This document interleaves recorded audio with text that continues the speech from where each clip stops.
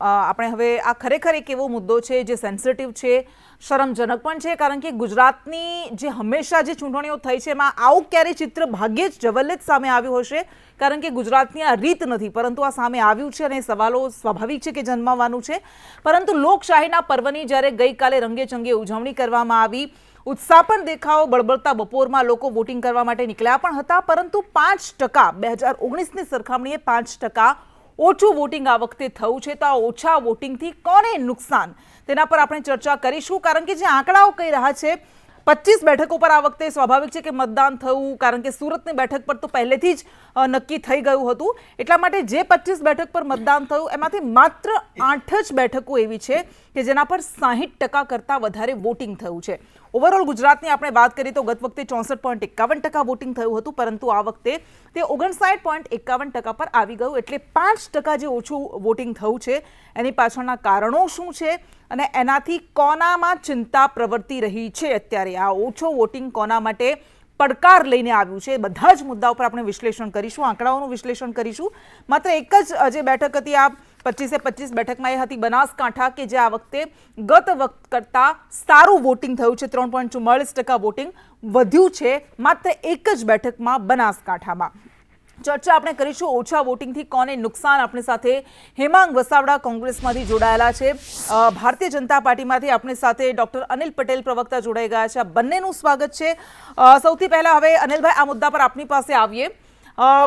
આ જે આખા વોટિંગના આંકડાઓ સામે આવ્યા, 5 વાગ્યા સુધી એવું લાગતું હતું કે વોટિંગ વધશે કે નહીં વધે, વધશે કે નહીં વધે, પરંતુ 1 જ કલાક બાકી હતો, એટલે સ્વાભાવિક છે કે ગઈ વખતનો રેકોર્ડ નહીં તોડે એ સ્પષ્ટ થઈ ગયું હતું. પરંતુ આજે આંકડાઓ સામે આવ્યા છે, માત્ર બનાસકાંઠામાં 3.44% વધ્યું છે, બાકી ગત વખતે જે વલસાડમાં હાઈએસ્ટ વોટિંગ થયું હતું એમાં પણ 3.24% ઘટ્યું. ભલે આખા ગુજરાતમાં એ હાઈએસ્ટ છે, 72% છે, પરંતુ શહેરી વિસ્તારોમાં, સૌરાષ્ટ્ર કચ્છમાં આજે ઓછું વોટિંગ દેખાયું છે. તમને લાગે છે કે ચિંતાજનક છે ભાજપ માટે? જો કૃષ્ણા, ગઈ વખતે લોકસભાની ચૂંટણી એપ્રિલ મહિનામાં થઈ હતી, આ વખતે મે મહિનામાં થઈ છે. તો સ્વાભાવિક છે કે જે વાતાવરણની અસર હતી ગરમીની, એની અસરની કારણે પણ 2-3% વોટિંગ ઓછું થાય. ઘણી બધી સીટો ઉપર એવરેજ 2-3% વોટિંગ ઓછું થયું છે, 1-2 સીટના અપવાદ સિવાય. પણ જે રીતે વોટિંગની પેટર્ન છે એ રીતે હું ચોક્કસ વિશ્વાસ સાથે કહું છું કે ભારતીય જનતા પાર્ટી 25 સીટ જીતે છે, નંબર 1. નંબર 2, જે ટોટલ મતદાન થયું છે, જે ગુજરાતના ટોટલ મતદારો જે 4,97,00,000 સમથિંગ મતદારો છે, એ મતદારોમાં જેટલું પણ વોટિંગ થયું છે 2,96,00,000, હું ખાતરી સાથે કહી શકું છું કે કોંગ્રેસ કરતાં લગભગ 1,10,00,000 કે 1,20,00,000ની આસપાસ વધારે મત ભારતીય જનતા પાર્ટીને મળશે. અને વિશ્વાસ છે. હા, વિશ્વાસ. તમને લાગે છે જે સી આર પાટીલે ટાર્ગેટ મૂક્યો હતો કે બધી જ બેઠકો 5 લાખની લીડ સાથે જીતવાની છે, હવે જ્યારે એટલા બધા વોટ્સ જ નથી પડ્યા, ઘણી બધી બેઠકોમાં આપણે વાત કરીએ, અમરેલી બેઠક છે, પોરબંદર બેઠક છે, જે એટલા બધા વોટ્સ જ નથી પડ્યા, તો તમને લાગે છે કે આ ટાર્ગેટ હાંસલ થશે? પોસિબલ છે કે જ્યાં વોટિંગ ઓછું થયું છે ત્યાં કદાચ લીડ ઘટે બી શકે, બહુ સ્પષ્ટ વસ્તુ છે. સ્વાભાવિક છે કે વોટિંગ જ ઓછું થયું છે, ટોટલ નંબર ઓફ વોટ. પરંતુ હું ઓવરઓલ કોંગ્રેસ વત્તા આપ વર્સિસ ભારતીય જનતા પાર્ટી, જે રીતનું ઇલેક્શન છે એમાં કોંગ્રેસ અને આપના ટોટલ મત 80 લાખથી પણ વધારે નહીં થાય, અને ભારતીય જનતા પાર્ટીના મત 1,10,00,000 કે 1,20,00,000 જેટલા ડિફરન્સ સાથે ભારતીય જનતા પાર્ટી આગળ હશે. ઠીક છે, આપણે હેમાંગભાઈ પાસેથી પણ જવાબ લઈ લઈએ. આપણે કહી રહ્યા છે કે કોના લલાટ પર ઉચાટા ઘટેલા વોટને કારણે. હેમાંગભાઈ, આજે વોટિંગ ઓછું થયું, પરંતુ આદિવાસી બેલ્ટમાં સારું એવું વોટિંગ થયું છે શહેરી વિસ્તારોની સરખામણીએ, સૌરાષ્ટ્ર કચ્છની સરખામણીએ. તો આપને શું લાગે છે કે એ ફાયદો કરાવશે, નુકસાન કરાવશે, શું ઓવરઓલ ચિત્ર શું લાગે છે આપને?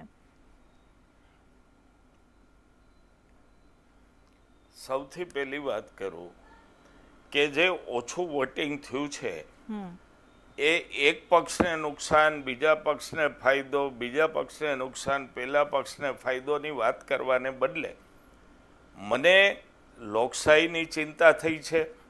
આ દેશમાં આગળ જતા જો આવી જ રીતે પેટર્ન વોટિંગ ઓછું થતું જાય તો એ ચોક્કસ લોકશાહી માટે ઘાતક છે, દેશ માટે નુકસાનકારક છે.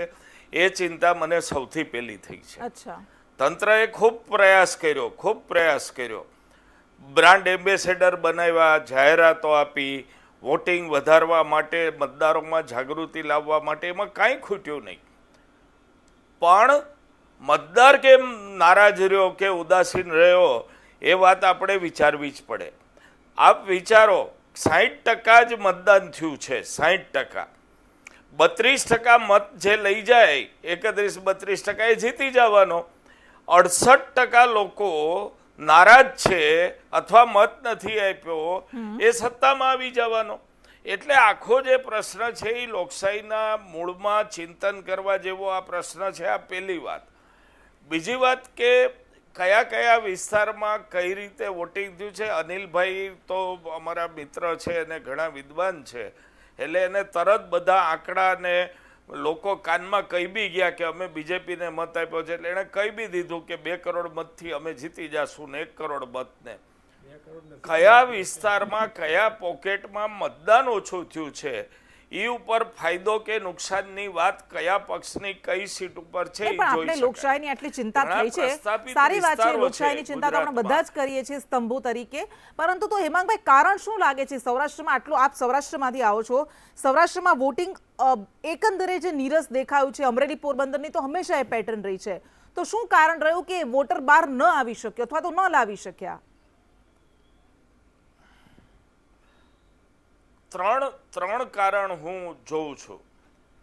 જ્યારે દેશમાં ચૂંટણીની તારીખો નક્કી થતી હોય ત્યારે બર્ફીલા વિસ્તારોમાં કે ભારે વરસાદના વિસ્તારમાં ચૂંટણી પંચ તારીખ નક્કી નથી કરતું. જ્યાં બરફ પડવાની સંભાવના છે, જ્યાં અતિવૃષ્ટિની સંભાવના છે, એ તારીખો ઠેલે છે. હવે બાકીના ભારતમાં આ ગરમીની વાત પણ ચૂંટણી પંચે વિચારવી પડશે. અનિલભાઈએ જે કીધું, ગયે વર્ષે એપ્રિલમાં થઈ હતી ને આ વખતે મેમાં થઈ, એટલે 42 ડિગ્રીને લીધે પણ ઘણા લોકો બહાર ન નીકળ્યા હોય એવું બને. બીજી વાત કરું કે ઉદાસીનતા, ક્યાંક ફ્રસ્ટ્રેટ પ્રજા થઈ છે, એવી ફ્રસ્ટ્રેટ થઈ છે કે આને મત નથી દેવો, આ પક્ષને નથી દેવો, તો હવે નથી જ દેવો મત. એટલે બધી બાજુ બંને પક્ષે, આપની વાત સાચી છે, તે બંને પક્ષે નિષ્ફળતા કહેવાય. આને નથી દેવો ને આને નથી દેવો, તો એ મતલબ કે વિકલ્પનો પણ અભાવ રહ્યો, તે બંને પક્ષે નિષ્ફળતા રહી. અનિલભાઈ, આપની પાસે ફરી પાછા આવીએ.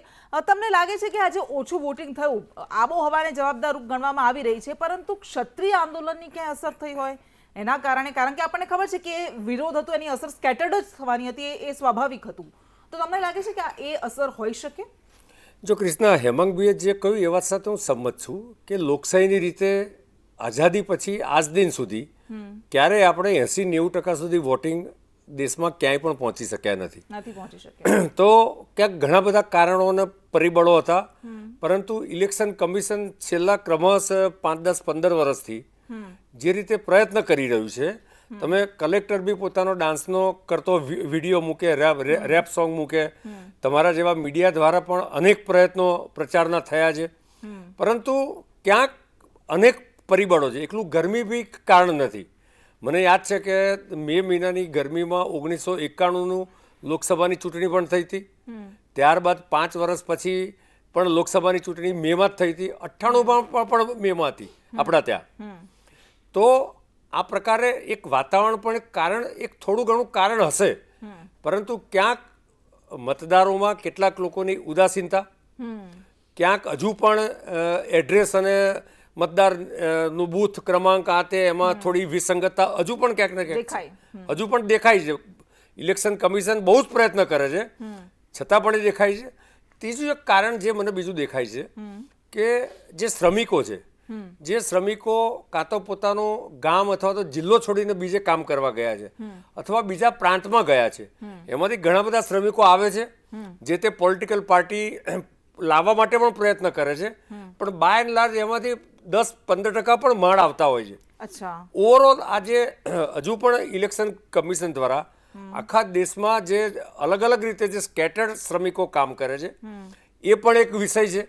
પછી મુદ્દા પર જે આપણે જાણવું છે, નાની મોટી નારાજગી આ પણ ક્યાંક ને ક્યાંક વિષયો હોય છે, પણ કુલ મળીને લગભગ 65-70% આસપાસ જ એવરેજ મતદાન થાય છે. અચ્છા, આપણી પાસે સમય બહુ ઓછો રહ્યો છે. હવે છેલ્લો એક જી. નાનકડો જવાબ લઈ લઈએ. હેમાંગભાઈ, તમને લાગ્યું આ વખતે ઓવરઓલ આપણે જોઈએ તો મુદ્દાઓ પર એ ચૂંટણી નથી લડાઈ કે જે મુદ્દાઓ પર લડાવી જોઈએ, જે જનતાને સ્પર્શતા મુદ્દાઓ છે. એક ક્ષત્રિય આંદોલનથી શરૂ થઈ અને ક્ષત્રિય આંદોલનથી જ પૂરી થઈ. એટલે તમને લાગે છે કે ક્યાંક એ વોટર નિરાશ થઈ ગયો અથવા તો એટલા માટે નિરસ રહ્યો કે આમાં તો આપણે કોઈ કામની વાત જ નથી, જવા દો, નથી જ કરવો વોટ, એવું કહી રહ્યું હોય? કૃષ્ણાબેન, આપની વાત સાચી છે. હું એમ નહીં કહું કે ક્ષત્રિય આંદોલન એક મુદ્દો નહોતો, એ મુદ્દો હતો જ, પણ બીજા બધા જે મુદ્દાઓ છે એ ચૂંટણીના ચિત્રમાં ક્યાંય આવ્યા નહીં. બિલકુલ. ઘણા બધા પ્રશ્નો સત્તા પક્ષ તરફના હતા, શાસનના હતા, એટલે ક્યાંક ફ્રસ્ટ્રેશન આવ્યું હોય એવું ચોક્કસ બની શકે. અનિલભાઈની વાત સાચી છે કે જે લોકો માઇગ્રેટ કરી ગયા છે એ લોકો વોટ કરવા ન આવ્યા હોય તોય ટકાવારી, પણ હું નથી માનતો 40% લોકો માઇગ્રેટ કરી ગયા હોય, થોડું હોય. એટલે આખી બાબતમાં સૌથી વધુ આજે આપણે ડિબેટ પૂરી કરીએ. 2 જ મિનિટ આપો મને. પછી વિશ્લેષકોએ અને ચિંતન કરતા હોય આ અંગે વિચારવું પડશે. બિલકુલ, વિચારવું પડશે. માત્ર 10 સેકન્ડ. એક બીજું કારણ કૃષ્ણા એવું પણ હોઈ શકે કે મતદારોના મનમાં અબકી બાર 400 પાર વાળો પણ વિષય છે.